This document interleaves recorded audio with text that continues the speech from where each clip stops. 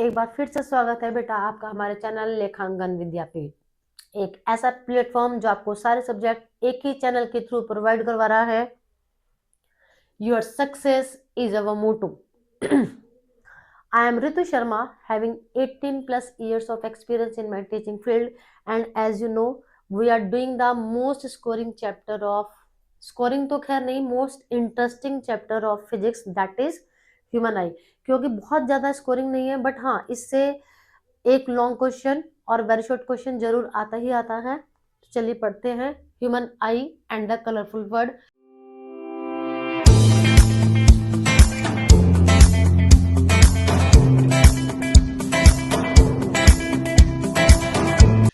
इससे पहले वाली वीडियो में बेटा हमने ह्यूमन आई के डायग्राम के बारे में पढ़ा था। अब हम पढ़ेंगे कि ये जो हमारा ह्यूमन आई है इसकी वर्किंग क्या है। तो क्वेश्चन आएगा कि explain the structure and working of human I with the help of a well labelled diagram. तो स्ट्रक्चर हम लोगों ने पढ़ लिया था, अब वर्किंग पढ़ते हैं कि हमारी जो आंख है वो इमेज कैसे बनाती है। द लाइट रे pass through the lens system.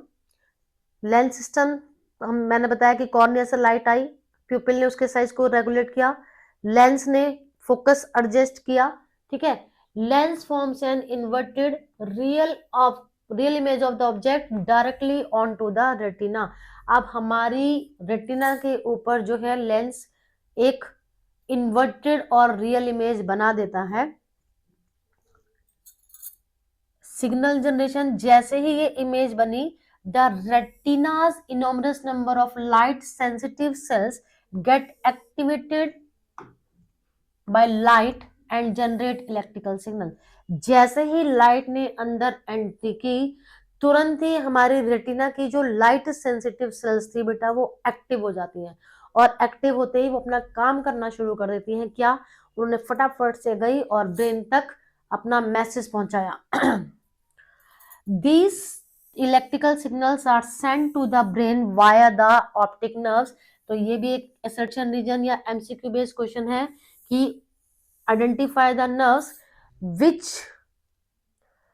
sends the signal to the brain for image formation, that is optic nerve। अब perception, the brain interprets and processes these signal। अब जो ब्रेन है इन सिग्नल को लेता है, उनको इंटरप्रेट करता है, and allowing us to perceive objects as they are. और फिर ब्रेन हमें वो ऑब्जेक्ट जैसे थे सीधे वैसे का वैसा दिखा रहा है। और मैंने आपको पहले भी बताया था ये काम इतना ज्यादा जल्दी हो सकता है मिली सेकेंड्स में कि आपको पता भी नहीं लगता। उस ऑब्जेक्ट का जैसा कलर है, जैसा पोजीशन में है, सीधा है तो सीधा, उल्टा है तो उल्टा, वैसा हमें वो ऑब्जेक्ट दिखा देता है हमारा ब्रेन। तो ये थी इसकी वर्किंग। अब हमारे पास एक न्यू टॉपिक आया बेटा, that is called power of accommodation. This is most important topic. Why? पहले तो हमें ये जानना पड़ेगा कि why it is important and what it is. इसकी डिफाइन आपको लर्न करनी है।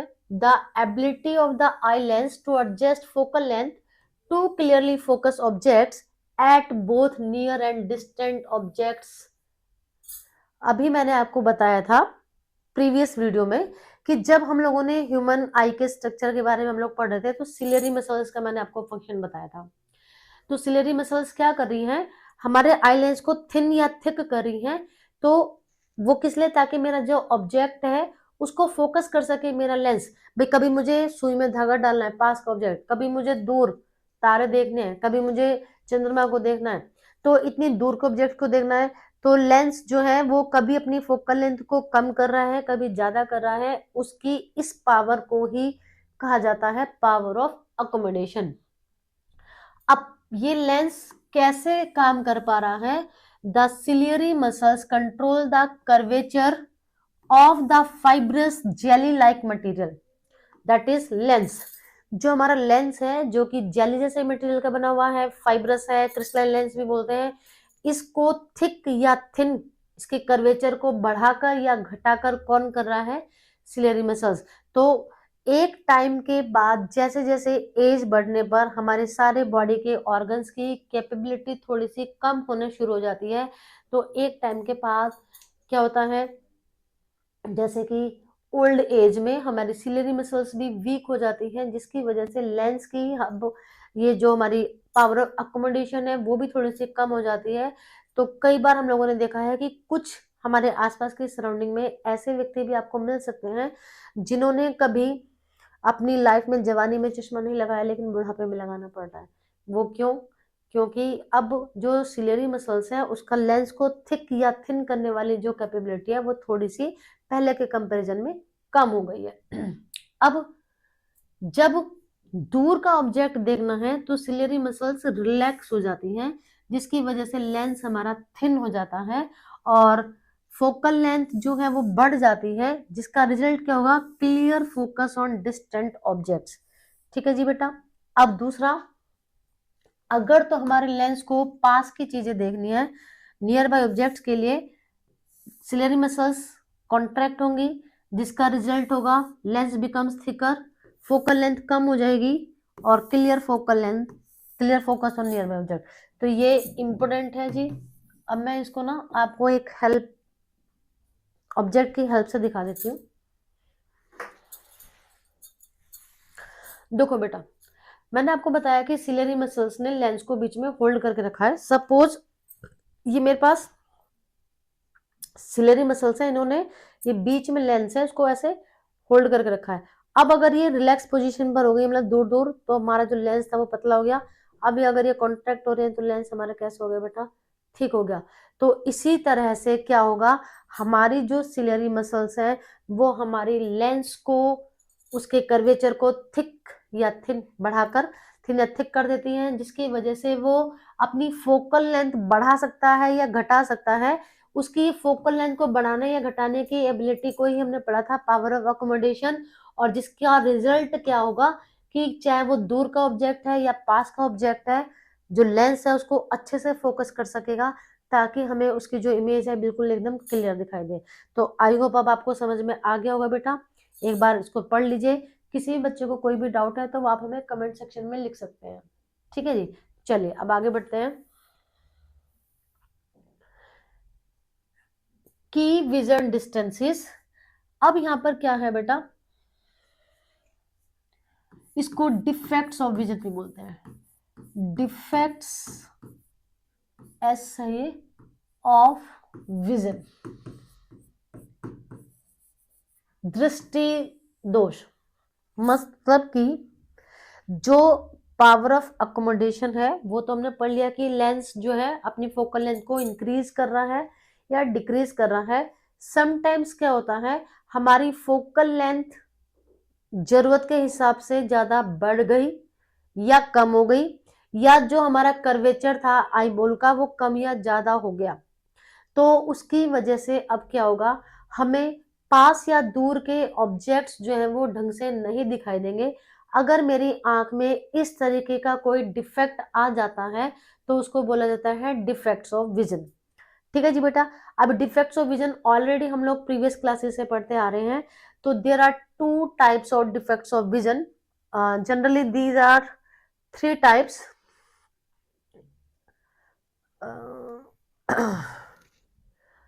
ये डिफेक्ट्स ऑफ विजन। ठीक है।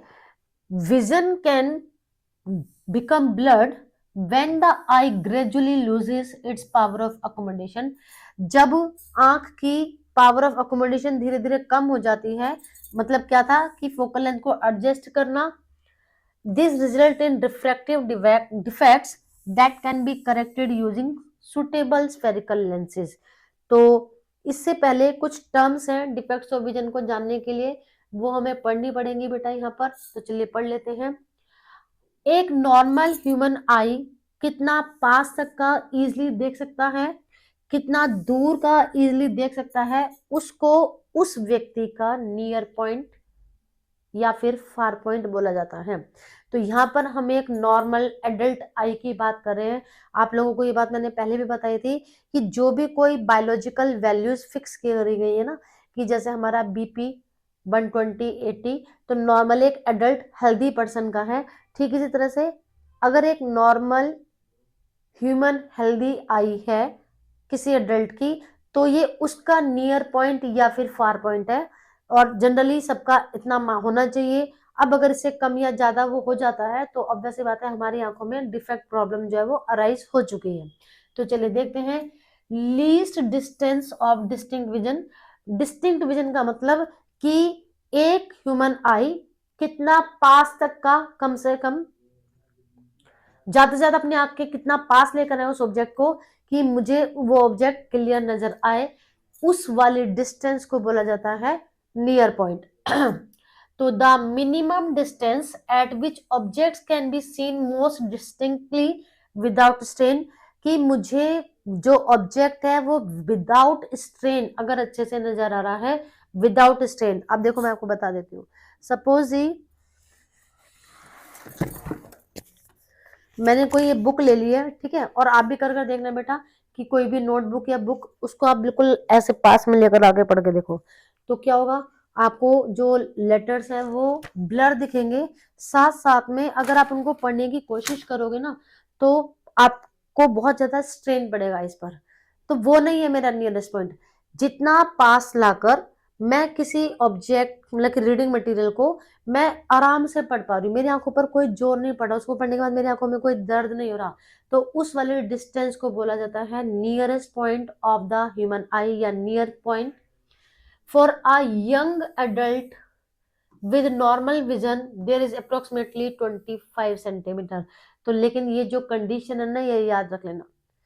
अब ऐसा नहीं है कि जी कोई इंसान 89 90 ईयर्स के लगभग है और आप बोलो जी मैडम उनको तो 25 सेंटीमीटर पर नहीं दिख रहा। तो ये एक यंग ह्यूमन एडल्ट आई का बताया है मैंने, और मैंने पहले भी आपको बता दिया था। और एज बढ़ने पर तो हमारे सारे ऑर्गन्स धीरे धीरे माल फंक्शनिंग स्टार्ट कर देते हैं, तो पावर ऑफ कम्युनिकेशन भी अफेक्टेड होगी होगी। चलिए दूसरा, far point. The farthest point up to which the eye can see object clearly, वो दूर तक की डिस्टेंस जो कोई normal young adult eye, healthy जो आई होगी नॉर्मल विजन के साथ देख सकती है, उसको बोला जाता है farthest point. For a normal eye the far point is infinity. तो ये 1 मार्क का क्वेश्चन है बेटा। कैसा आता है क्वेश्चन कि right the nearest point of a human eye, name the farthest point of a normal human eye. तो फारेस्ट पॉइंट है इंफिनिटी। आप कहोगे मैडम इंफिनिटी आप कैसे बता रहे हो? बेटा जो हम लोग स्टार्स देख रहे हैं, मून को देख रहे हैं, स्टार सबसे ज्यादा दूर है, हम अर्थ पर खड़े होकर, मैं अपनी छत पर खड़े होकर आराम से देख पा रही हूँ, तो हुआ ना इंफिनिटी। मैं इंफिनिटी की चीज को आराम से देख पा रही हूँ, ठीक है। तो चलिए